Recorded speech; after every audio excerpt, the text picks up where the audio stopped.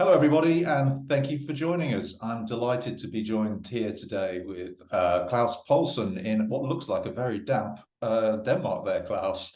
It's nice to be looking at someone else who's got horrible weather for a change. um, Klaus and I have known each other for a good many years, and what we've decided to do is put together a short series of videos which talk you through what Klaus does for a living with regard to storytelling, and specifically how stories have evolved over the years, where stories are going, and how we as communicators in the agency world can use stories better through a process Klaus calls integrated storytelling by design. But we'll get to that in a moment. Klaus, do you want to tell us a little bit about yourself and what we're going to be talking about today? Absolutely. So, as Paul said, my name is Klaus Sommer Paulsen. I'm from Denmark, so we share a little of the same weather. So, with the UK and Holland and so on, so we're all united when it comes to that. Another thing that unites us is, of course, that we have some shared traditions for storytelling and for narratives. And on my part, I've been working in experience design, in marketing, in shows and multimedia shows and music and so on and so forth. And it actually all goes back to early days of storytelling. I used to write these small stories in school and try them out on my fellow schoolmates and change them according to that. So it's actually something I've been doing for quite a while. So I used to say, or I usually say, storytelling for life, storyteller for life on my part. So I applied that with experiences in many different ways.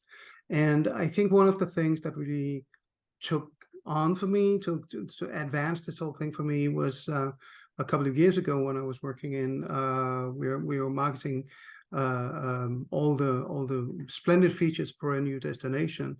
And I had a meeting with the DMO, the head of the destination management organization. And we started talking about, what if we stop talking about this place and let it tell its own stories? And that's really something that opened up that whole world of brand narrative to me at that point. Cool. So you've since set up, or you have a business. You've worked with lots of very interesting clients, and some I know that you can't talk about, but some fascinating stuff. So tell us a little bit about the business that you've got and how you engage with clients now.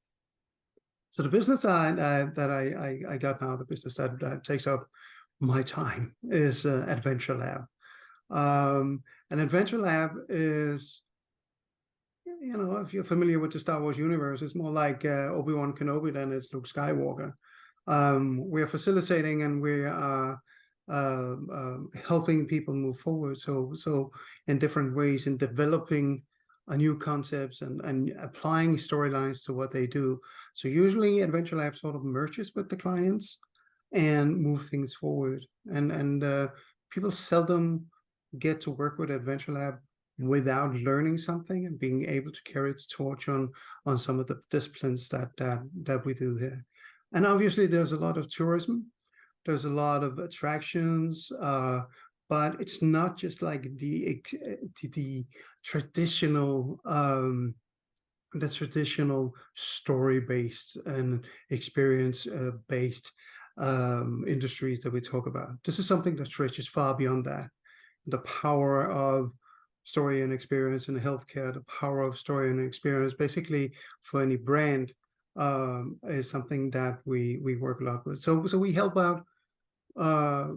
We help teams with actually getting to that point, moving forward, filling in whatever they need, also from our partners if needed.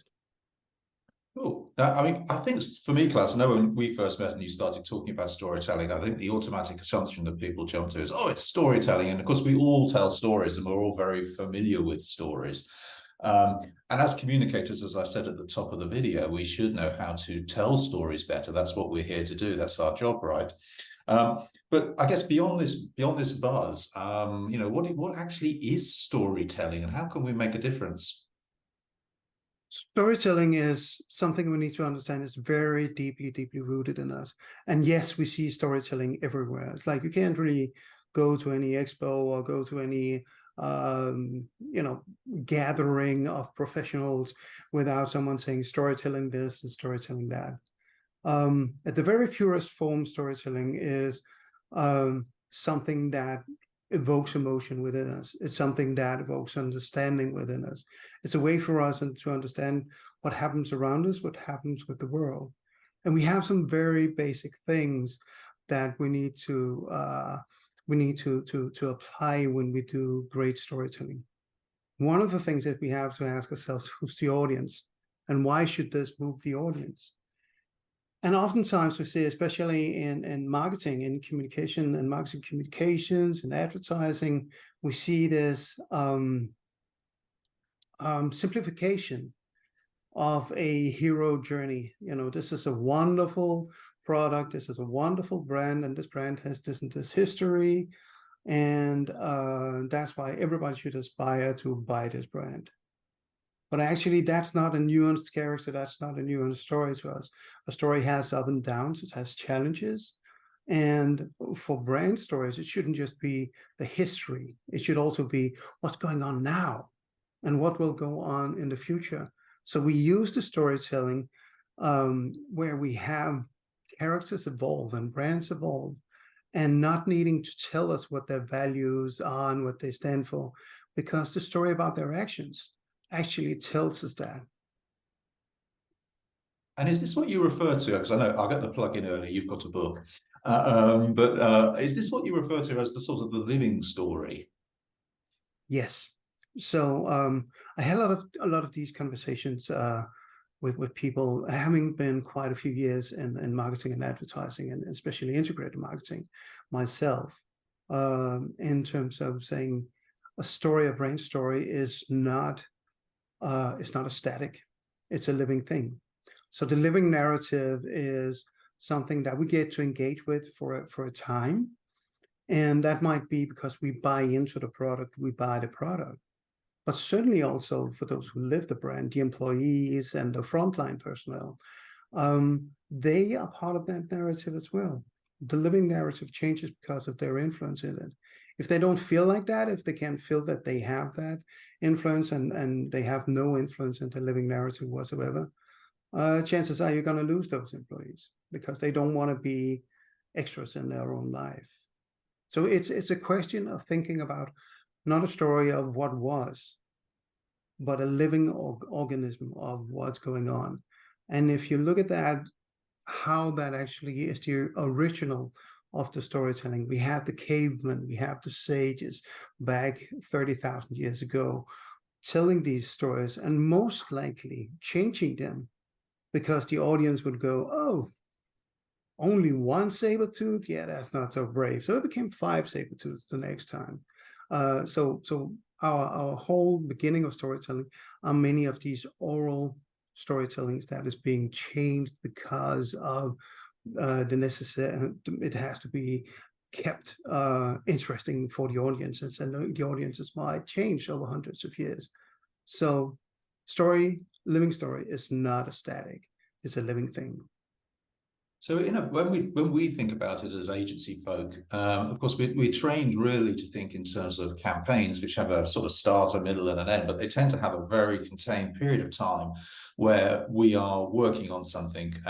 So, is the living story overarches all of this, and this campaign is actually part of a bigger story? Is that what you're saying? We need to think of it in those terms. Yeah, because many times when you talk about storytelling, so we're gonna have the narrative of the brand is going to be a campaign. Oftentimes it becomes fragmented. It becomes a fragment that is not really playing into this into the brand story. And I am one of those who have a strong belief that there's no such thing as a singular brand story. It's a story verse. So there are a lot of different stories at the same time. Micro stories that goes on and lives on, takes their own life for better, for worse, on social media, on other channels, within the organization, and so forth. So your campaign becomes part of that stream of micro stories. And once you start thinking like that, then it's not droplets anymore. It's part of an ocean. It's something that connects, even when we're talking slower moving branding and faster moving tactical campaigns. So I think it's very important that we keep that in mind and say, oh, we just want to get attention. So we're actually going to create a fragmented small narrative that is the campaign narrative. But what if we can create something that's another perspective to the same brand, adding something new to it? And then keeping in mind that the story is really something that has the value that people need to share that story with others. They're going to retell that story, not just for the jokes, but because of what it moved within them. So what kind of emotions did that invoke? So whenever we say, as marketing people, we say, well, we're storytellers, we're trained storytellers, we have to understand the difference between propaganda, where we have most of our rhetoric from, and storytelling. Storytelling is not necessarily driven by a message. Storytelling can be driven by rather by a logic or by a value. So message is not so blunt as it might be in propaganda. And so we need to understand that there's this difference. And if we can merge these two differences, then we basically do one of the most powerful things we can do in branding, and that is create and maintain relationships.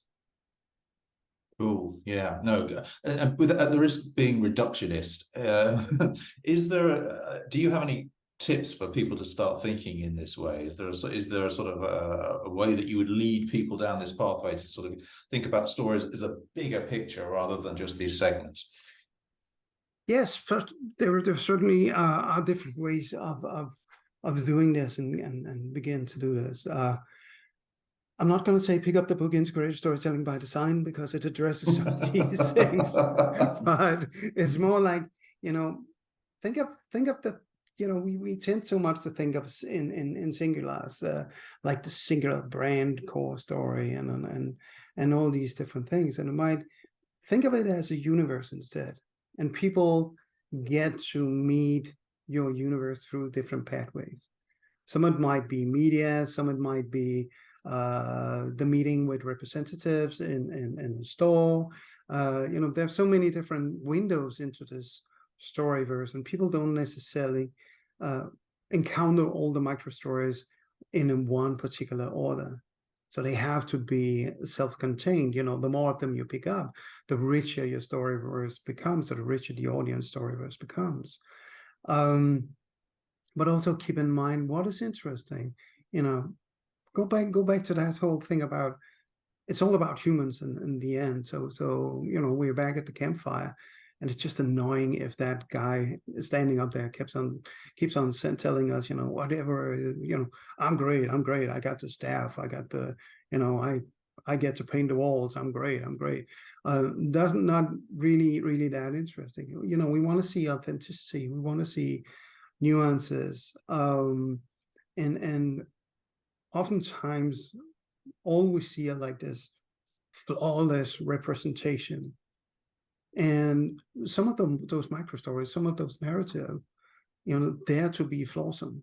There's some great examples that when brands dare to be flawsome, they become more trustworthy. And I guess trust is something actually that is lacking a lot from the world today in many aspects of our societies, and both business, political, wherever you tend to go. So yeah, absolutely. And Klaus, you've mentioned the book, and I've mentioned the book, so we've got the plug-in. But also you do all sorts of other bits and pieces as well. I mean, you're a trained facilitator and educator. So if people wanted to reach out to you, what's the best way to get hold of you? So the best way to get hold of me is drop me a line. Simply drop me a line. Klaus at adventurelabstudio.com. I think we can put it up here, down here, or wherever we're going to put it.